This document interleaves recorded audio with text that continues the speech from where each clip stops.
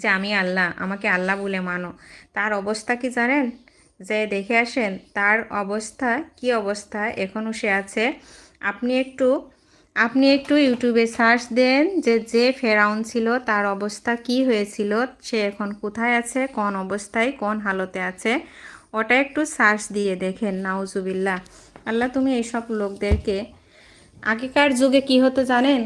জাহেলি এ যুগে যখন এই যে আমাদের নবী মোহাম্মদ সাল্লাল্লাহু আলাইহি সাল্লাম ইসলাম প্রচার করলেন, আল্লাহকে মানতেন, সেই সময় একটা সময় আসলো কি, যে যে পাপ করতো সুবান আল্লাহ তালা সেই পাপের শাস্তি ততক্ষণা দিয়ে দিত।